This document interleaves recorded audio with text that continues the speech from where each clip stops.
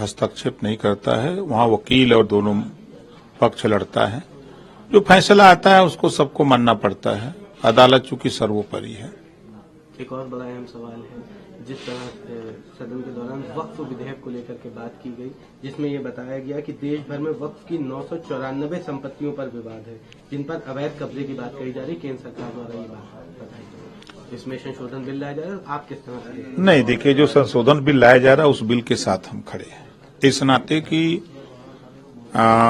वक्फ board की कुछ नियमावली में संशोधन की जरूरत है। उसमें जो अमीर मुसलमान है वही वक्फ बोर्ड की जमीनों का उपयोग कर रहा है। संशोधन करके जो गरीब मुसलमान है, महिलाएं हैं, नौजवान हैं, उनको भी उसका लाभ मिले। किसी की जमीन को वो कह दें कि ये वक्फ बोर्ड की जमीन है, फिर नोटिस दे दें कि इसको खाली कराइए।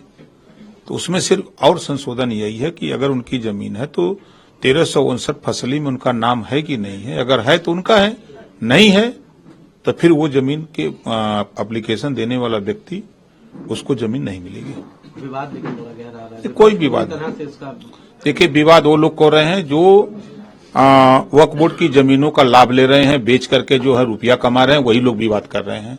मुस्लिम धर्मगुरु भी इसका नहीं, वो मुस्लिम धर्मगुरु को सही जानकारी नहीं। हमारे यहाँ कोई दिन ऐसा नहीं है कि 10, 15, 20, 25 तक मुकदमे दरखास्त आते हैं। यही आप लखनऊ में देखिए, जो कब्रिस्तान है 5-5 लाख रुपया ले लेके जमीन दे रहे हैं, एक तमाशा मचाए हैं। इसी नाते वो जमीन है, उसी नाते वो मालिक बने हुए हैं। आके हमारे यहाँ शिकायत करते हैं, साहब की हमारी लाश पड़ी, हमसे 5 लाख मांगा जा रहा है। कहां से गरीब बेचारा देगा? उसमें संशोधन होना चाहिए कि जब वहां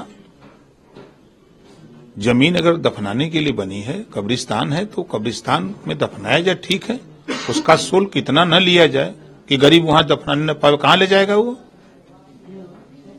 संभल मामले को लेकर के भी फिर मामला में नई चीजें सामने आई हैं। वहां के जो सांसद हैं जिया रहमान, उनके घर के पास से अवैध कट्टा और इस तरह की तमाम चीजें बरामद। देखिए, सरकार लाइसेंस देती है कि आप लाइसेंस ले लो और लेके घूमो, लेकिन अगर अवैध असलहा आप रखोगे तो कानून अपना काम करेगा। तो ये भी कहा जा रहा है, इससे पहले विवाद हुआ था, अब इस तरह की चीजें वहां से बरामद होना इतनी बड़ी हिंसा के बाद तो बरामद होना, हम कह रहे हैं कि हम यहाँ हैं, आप लोग डेली आते हैं, यहाँ कहे नहीं कट्टा बरामद हो जाता, यहाँ बम क्यों नहीं बरामद हो जाता, काहे वहीं बरामद हो रहा है। अगर हम गलत नहीं हैं तो हमारे खिलाफ कोई कार्रवाई नहीं हो सकती। क्या मतलब है, सपा के पास से बरामद हो रहा है? अब उस सपा के नाम से थोड़ा है, वो तो अवैध असलहा है। अगर सपा के घर में मिले, सपा के नेता के घर में मिले, तो उसको क्या कहेंगे? अवैध असलहा न कहेंगे। वन नेशन वन इलेक्शन को लेकर के भी ये कहा जा रहा है कि इस बार जो है सदन में सारी चीजें हो सकती हैं, लेकिन विपक्ष इसका लगातार विरोध कर रहा है। विपक्ष पाकिस्तान का पानी पी लिया है, इस नाते वो विरोध करता है। एक तरफ चुनाव आयोग को लिख के देता है कि एक वोटर लिस्ट बना दो, एक तरफ कहता है कि चुनाव होने पर जो है बार बार विकास नहीं हो पा रहा है, विकास अवरुद्ध होता है। तो उसी विपक्ष का ही काम तो हो रहा है। तो ये वन नेशन वन इलेक्शन जो विपक्ष कह रहा है, ये इसलिए क्योंकि पाकिस्तान का पानी पी गया एकदम। एक सर आखिरी सवाल लेगा, बांग्लादेश में हिंदुओं पर जिस तरह से अत्याचार हो रहे हैं उसको लेकर के आज बड़ा प्रदर्शन किया जा रहा है। लखनऊ में भी बड़ा प्रोटेस्ट हो रहा है। इसमें भारतीय जनता पार्टी के जो साथ जुड़े हुए अन्य संगठनात्मक वो लगातार इसको लेकर प्रदर्शन कर रहे हैं, चाहे संघ हो या बजरंग दल, इस तरह के तमाम बड़ा एक प्रोटेस्ट। ये किसी को चिंता करने की जरूरत नहीं है। सरकार खुद चिंता कर रही है, चिंतन कर रही है।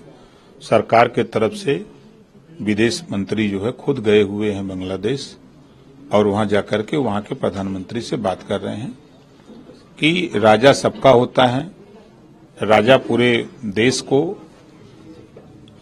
न्याय देने का काम करता है और खुशहाली लाने का काम करता है, भाईचारा मिल्लत की बात करता है राजा, नफरत नहीं। तो विदेश मंत्री जी भी गए हैं, ये हमारे जो राजदूत हैं वो भी गए हुए हैं, इस पे बातचीत हो रही है। लगता है कुछ निष्कर्ष निकलेगा? बिल्कुल निकलेगा। लड़ाई से कोई कुछ होगा, वार्ता से ही उसका समाधान निकलता है।